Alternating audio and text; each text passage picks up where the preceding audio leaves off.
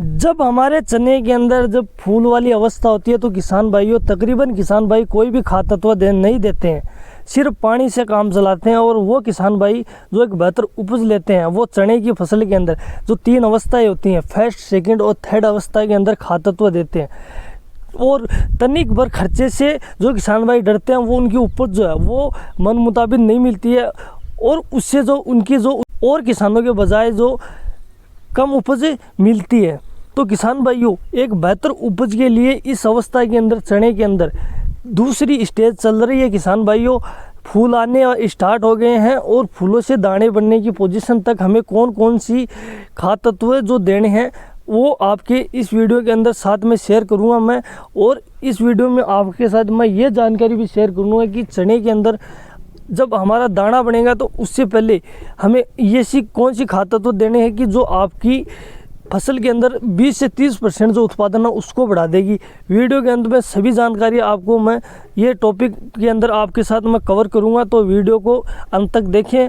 और अभी तक चैनल को सब्सक्राइब नहीं किया तो चैनल को सब्सक्राइब करें ताकि चैनल से अभी आप जुड़ जाएं और वीडियो को शेयर करें। तो किसान भाइयों, इस अवस्था के अंदर जब फूल आ रहे हों तो उस अवस्था में हमें चने के अंदर अच्छी खासी जड़ों के अंदर पोषण तत्व देने की आवश्यकता होती है, क्योंकि जब फूलों के अंदर एक तो पौधा ज़्यादा से ज़्यादा ज़मीन से जो पोषण तत्व और माइक्रो न्यूट्रिशन और न्यूट्रिशन जो खींचता है, तो उनके लिए हमें उपलब्ध ज़मीन के अंदर जो है वो कम मात्रा में होते हैं, तो हमें उनको उपलब्ध करवाना ज़रूरी होता है।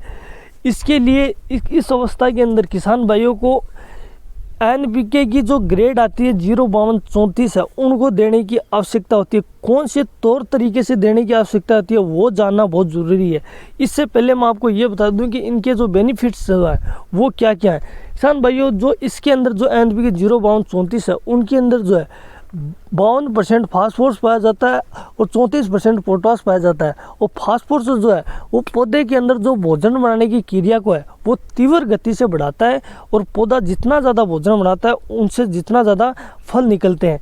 साथ ही के अंदर पोटास जो है और उसी भोजन को जो है वो तीव्र गति से भोजन जो फल बनाने में लगाता है वो पोटास कार्य करता है। पोटास उसी भोजन को पौधे के अंदर चना बनाने में वो लगा देता है। तो ये दोनों तत्व है वो देने बहुत ज़रूरी आवश्यकता होती है। और ये 2 तत्व जो है वो पौधे के अंदर मैं आपको बताऊं तो एक रीढ़ की हड्डी की तरह काम करते हैं। तो इनको हमें कितनी मात्रा में देने हैं तो उसके बारे में हम चर्चा करें तो इनको आप 2 एकड़ के अंदर 1 kg NPK 05234 का आप स्प्रे के अंदर इसको देना है। तो ये 2 चीज़ें देने के पश्चात हमें एक चीज़ और देनी होती है, वो इनसे भी ज़्यादा इम्पोर्टेंट होती है।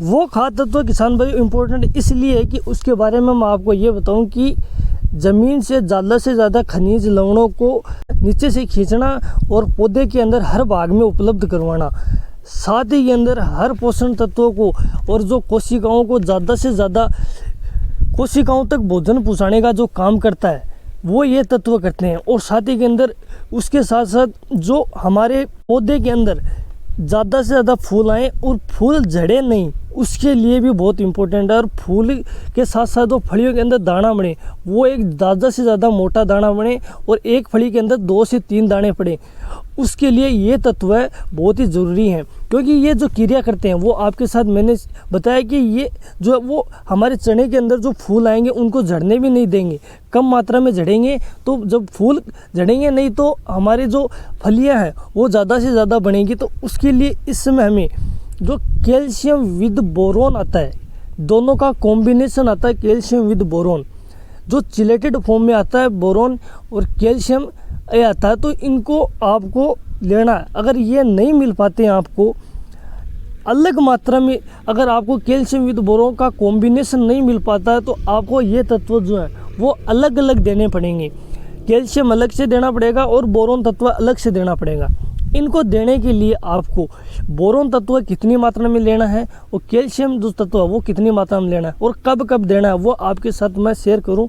तो कैल्शियम और बोरोन है वो आप बोरोन पहले दें, ताकि बोरोन आप पहले देंगे तो उससे क्या होगा कि जो ज़्यादा से ज़्यादा मैं आपको बताया कि भोजन बनाने की क्रिया बढ़ता है, तो पहले बोरोन तत्व दें और बोरोन तत्व देने के 5 या 6 दिन के पश्चात आप कैल्शियम नाइट्रेट ज़रूर दें।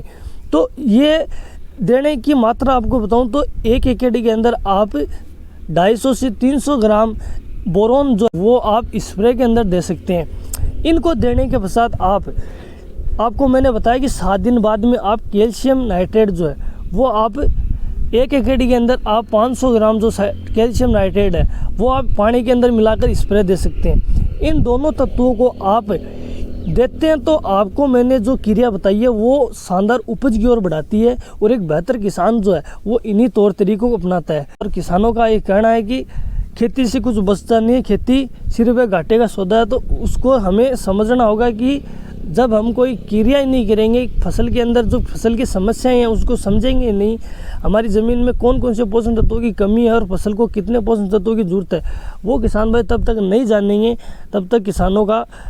तो किसान भाई ये जो मैंने आपको खाद तत्व बताए, ये खाद तत्व है आप फसल के अंदर अपनाना बहुत ज़रूरी होता है। और मैं अपनी फसल के अंदर हर बार अपनाता हूँ, एक बेहतर उपज किसान भाई लेता हूँ मैं। तो यही जानकारी आपके साथ शेयर कर रहा हूँ और आपका भी ये दायित्व बनता है कि जानकारी को आप किसानों तक शेयर करें ताकि सभी किसानों तक ये जानकारी मिल जाए। और चैनल को सब्सक्राइब करें। धन्यवाद।